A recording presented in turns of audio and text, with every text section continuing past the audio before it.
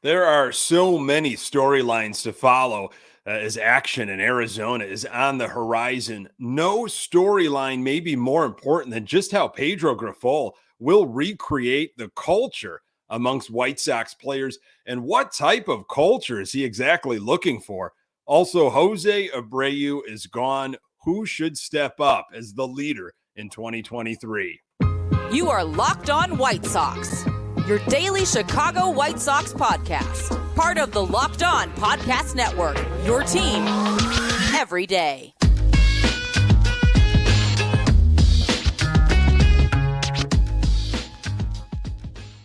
Hey, Sox fans, welcome to Locked On White Sox. Thank you for making Locked On White Sox your first listen each and every day. We're free and available on all platforms. Follow us on Twitter at Locked On Sox. Also, subscribe to our YouTube channel.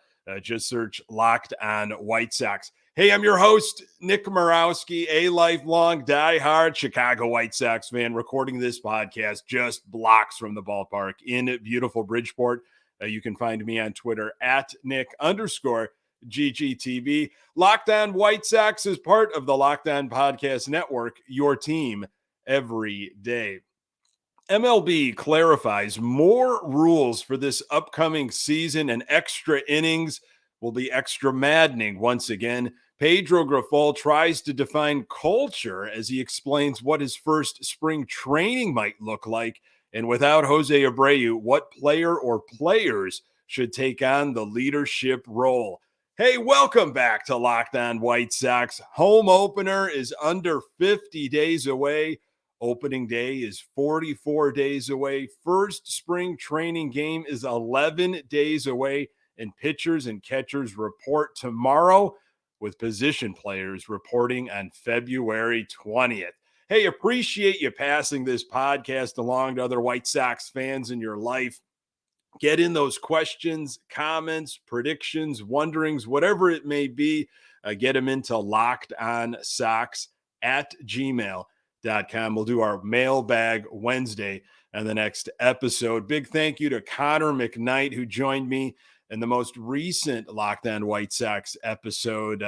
Had some great conversations revolved around all different kinds of stuff, off season, what spring training could look like. We talked a little bit about leadership roles and specifically what players might fill in with the absence of Jose Abreu. And Scott Merkin had an article that we're going to get to that talked a little bit about that, as well as did James Fegan.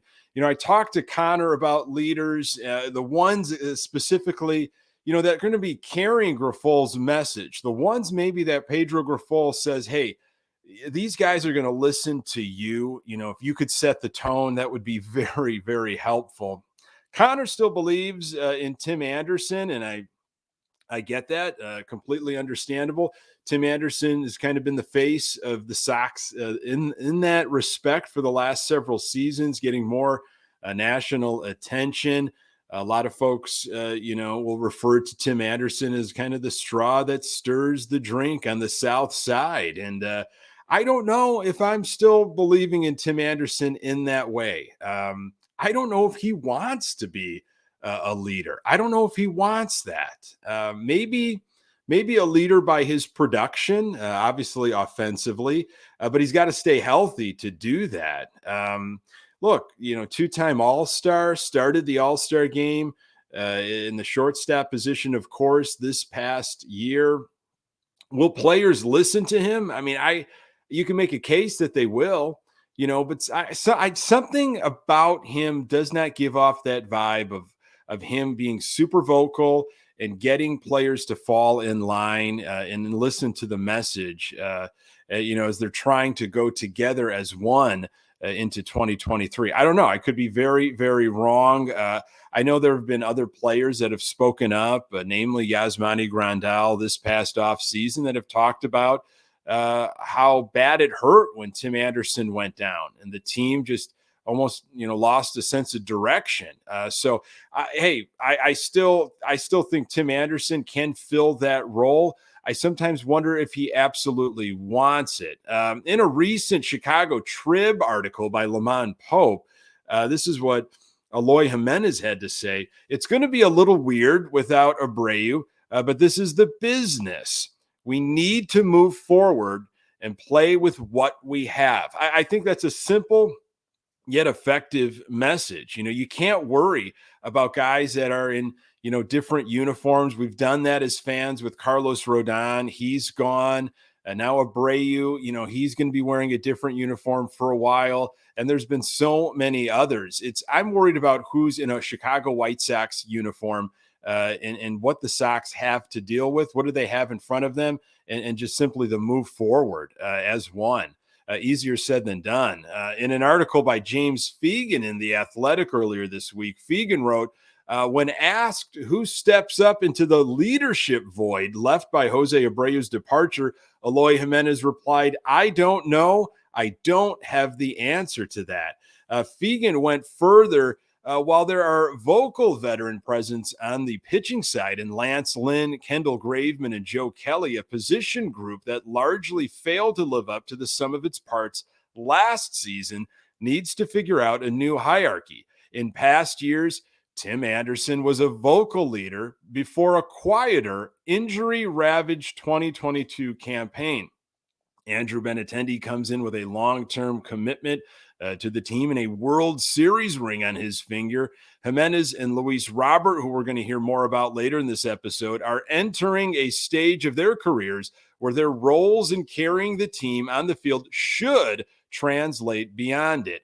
It's fine if there's no answer now. This is a normal thing for teams to work out in spring training, but this team hasn't overwhelmed the opposition with positional talent in the way that was anticipated for a couple of seasons now. So people are waiting on the answer. Good stuff from James Fegan. That's a great article to read as spring training approaches here. So somebody that is well respected within the clubhouse needs to be the guy that sets the tone based on what Grifol and the coaching staff will be preaching, especially when something goes wrong. And it always does throughout a long season. And this team faces adversity, just in my opinion there. Scott Merkin, beat writer for the White Sox through MLB.com, had a newsletter that came out recently. You might have received it in your email inbox. And this is what Merkin said specifically about Tim Anderson, who he's high on still as well. Challenged Anderson is a more driven Anderson, even by his usual lofty standards of competition. The shortstop is ready to take on the leadership reins of this team, as in his 8th season. Anderson already understands the White Sox run through his energy and through his play. He was missed following his August 6th departure, leading to season-ending surgery on his left middle finger. Anderson has the capability to be a 20 home run, 20 stolen base producer for starters, and the White Sox should run more under new manager Pedro Grifol. I've heard great reports concerning Anderson's offseason work, and he should be primed for a big season. With one club option remaining in 2024, Anderson also is moving closer to that significant shortstop money we've seen run around the league over the past 2 off seasons. So maybe I'm wrong with doubting Tim Anderson. There's just something in me that just gets a sense that maybe he doesn't want to be that guy. And maybe, he doesn't have to be a player that calls out other players in the clubhouse. That might not be healthy. Lead by example. I mean, he definitely is forming the resume. Again, he's got to stay healthy. The Sox need someone to emerge that commands the respect based on how they perform and how they handle their business. Also got to stay on the field, got to stay healthy.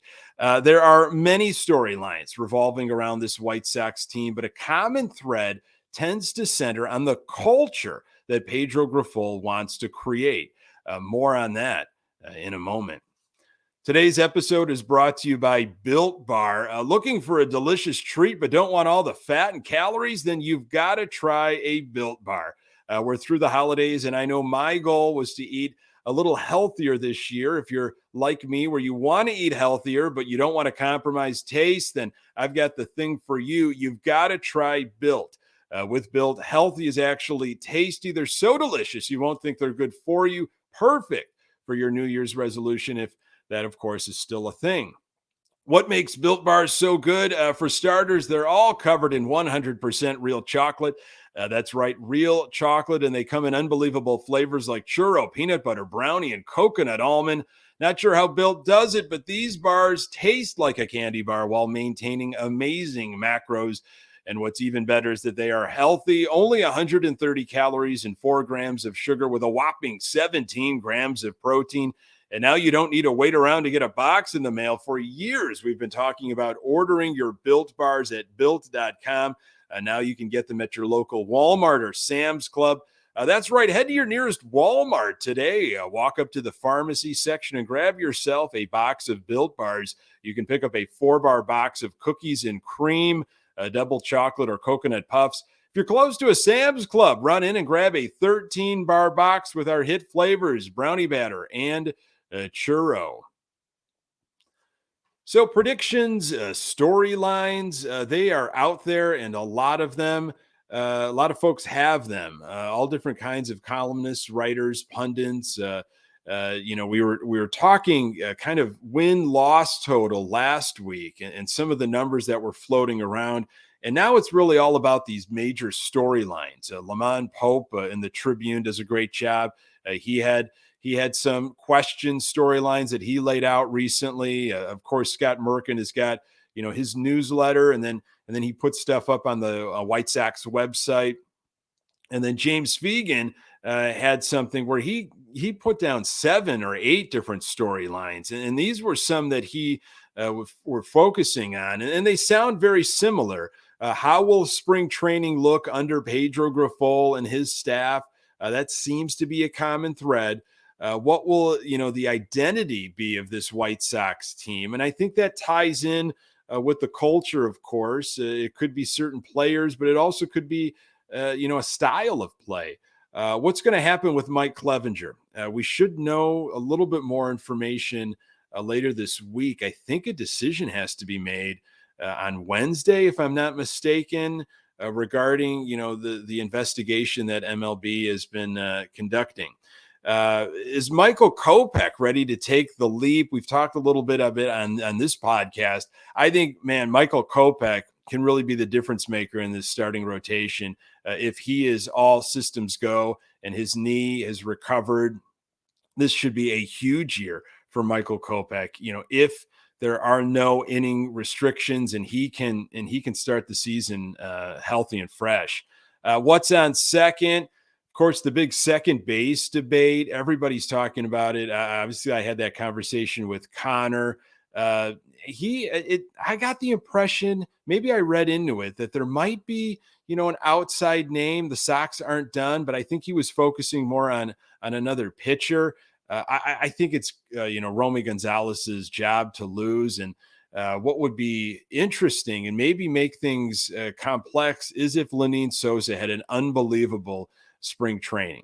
Tough to tell, but in these little position battles, if things are relatively even, do you go with Romy Gonzalez because he's got some more time in the big leagues, or do you go with youth and say, this is going to be our future anyways? We might as well just go with Lenyn Sosa. So second base, obviously not the way we wanted it as fans at all, but this is what we're dealing with. Let's make a deal. Could there be a contract extension? Fegan goes into detail about several different players that were wrapped up young by the White Sox, and it happened around this time in spring training. I remember specifically the Luis Robert situation. Will he start in AAA, or will he make the club? And there was that money given to him right away that answered that question. Happened to Eloy Jimenez, happened to Anderson way back when. So could someone like Giolito or Cease receive that type of extension? Could they give something to Anderson and just say, we know we've got an option for next year. We want you to be in a White Sox uniform for life. Maybe it could happen, in Arizona. Who's got the ninth? That's an interesting storyline. A lot of people are scrambling to evaluate, assign, predict, and I don't know if that's going to that might not happen for a while. I would love to have one closer. Like this is who we have. It sounds like it might be committee, but maybe someone like Ronaldo Lopez, maybe Kendall Graveman, they win it outright. They have an amazing spring, and Grifol and his coaching staff decide to go with one arm as the closer. And why should we believe?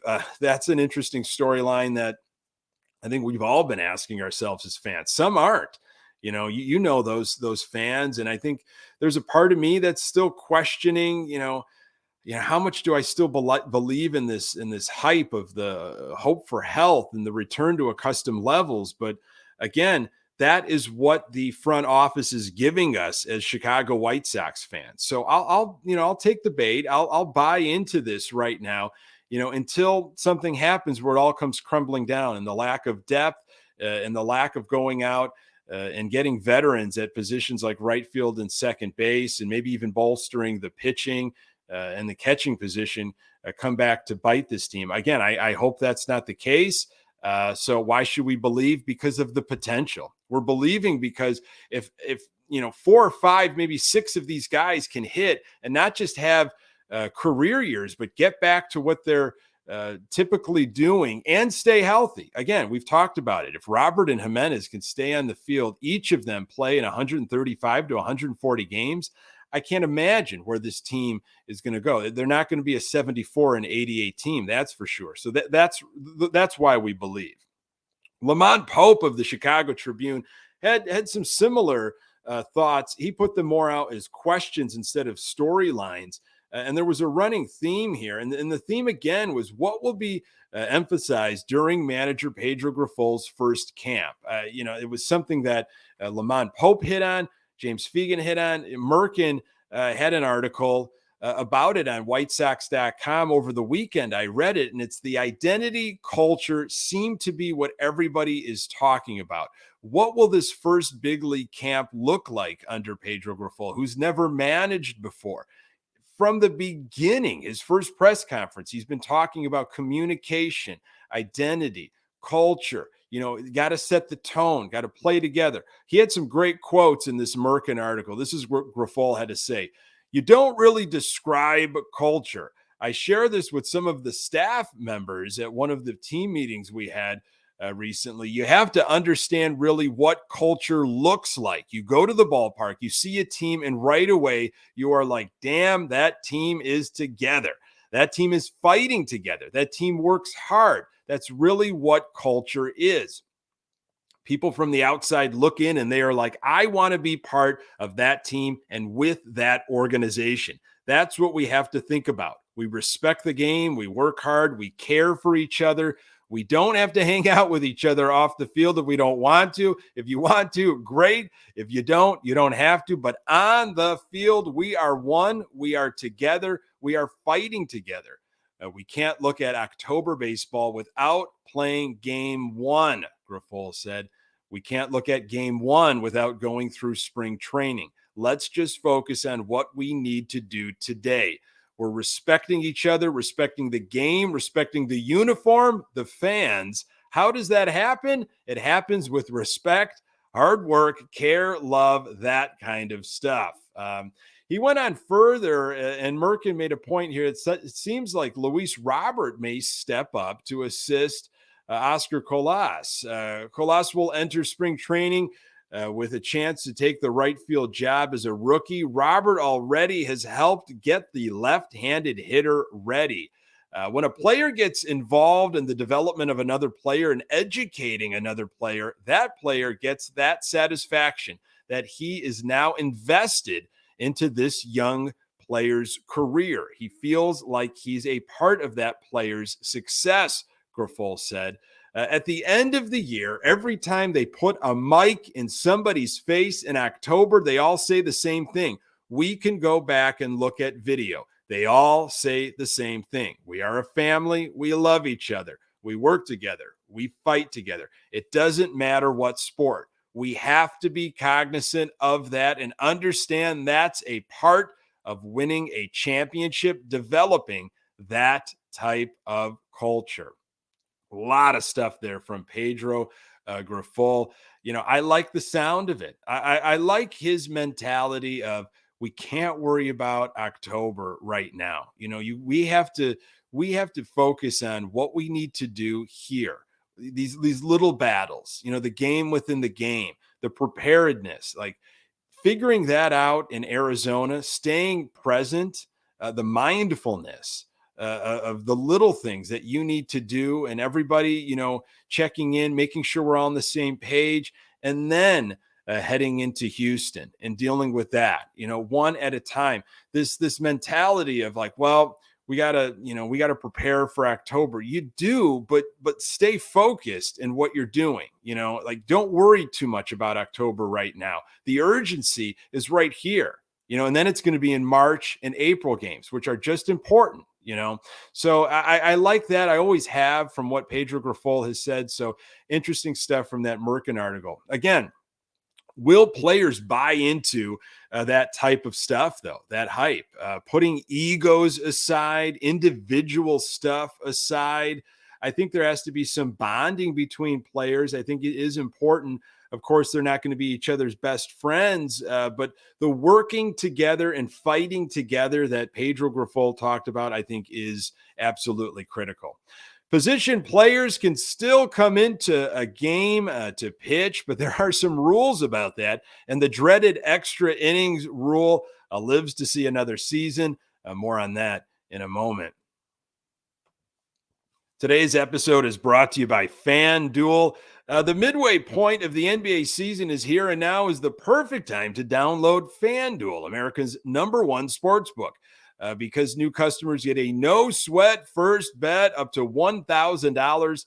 That's bonus bets back if your first bet doesn't win. Just download the FanDuel Sports app. It's safe, secure, and super easy to use. And then you can bet on everything from the money line to point scores and threes drained. Plus, FanDuel even lets you combine your bets for a chance at a bigger payout with a same game parlay. So don't miss the chance to get your no sweat first bet up to $1,000 in bonus bets when you go to FanDuel.com/locked on. That's FanDuel.com/locked on to learn more. Make every moment more with FanDuel, an official sports betting partner of the NBA. Rules, more rules. MLB clarified some extra inning stuff here. MLB's Joint Competition Committee has voted unanimously to make the extra inning rule permanent for all regular season games moving forward, 2023 and beyond. A runner will be placed at second base at the start of every extra inning. Personally, I do not care for this rule. I know I'm not alone. I get and I understand why it takes place to avoid those 17, 18, 19 inning games, but I don't like it happening immediately in the extra innings. I wish maybe they were allowed to play the 10th inning, normal baseball, and then maybe the 11th, if you're going to go this route with the ghost runner, just to limit arms and, save us from these 18 inning games. I guess I don't mind the 18 inning game. I know I'm in the minority with that these days. So I understand why they're doing it. I just don't like it. The White Sox, specifically, they did not have the mentality or capability to be successful in extra inning games last year. The runner on second, you can look at it as small ball when you're on the road. It's like, look, I got to get at least one run in. And the Sox did not do a good job at all of advancing runners and hitting with urgency, having productive outs. So, of course, the extra innings was a disaster. I hated when that came around for the White Sox. Home team, seemed to have an advantage because you knew what you needed to score to win, if that made sense. As the road team, you're kind of, you want to get as many as possible, but you really just need to get one run in. So there seems to be a focus on small ball, getting a guy over to third and then trying to get that run in somehow, some way. So you at least have one to show for it. When you're the home team, now, it's like, okay, I can tie this up with one and then win it with two. I just feel like home team has an edge in that respect. I don't like the extra inning rule, but it's here. Another rule regarding position players pitching, a position player may pitch in the game if the game is in extra innings, in the ninth inning when trailing by 8 or more, in the ninth inning when leading by 10 or more. So nobody really likes to see a position player in a game. I guess is if your team is up, but even then it's just like, why are we still playing? Why not just have almost a slaughter rule at that point, a mercy rule? Like, you know what? We're up by 12. It's past the 7th inning. And then that way, maybe an opposing coach, manager can say, you know what? Yeah, we're done with this game. We're going to give you this game. That would be an interesting tweak to that. But you've seen great comebacks, and I think, what do you do with the fans in that respect? It's like, hey, wait a minute. I paid for a whole game. You're just going to stop the game with 2 or 3 innings to spare. I just don't get like the rule. If you want to put in a position player to pitch, just expect that, a team is going to bang them around, offensively. And there shouldn't be any hurt feelings with that. So now there are these specific rules in terms of position players. Hopefully the Sox don't get into any of these situations where they're going to have to look at the rules and unless they're leading by 10. And I hope that happens multiple times this year, early too. April and May would be outstanding. Folks, thank you so very much for making this podcast part of your daily routine.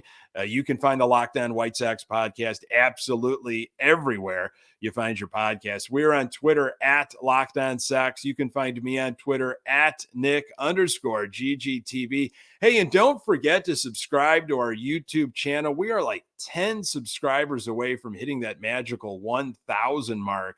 And get your questions in for next week's mailbag and for Wednesday's mailbag as well. If I can't get to it on Wednesday, I can always go the following week.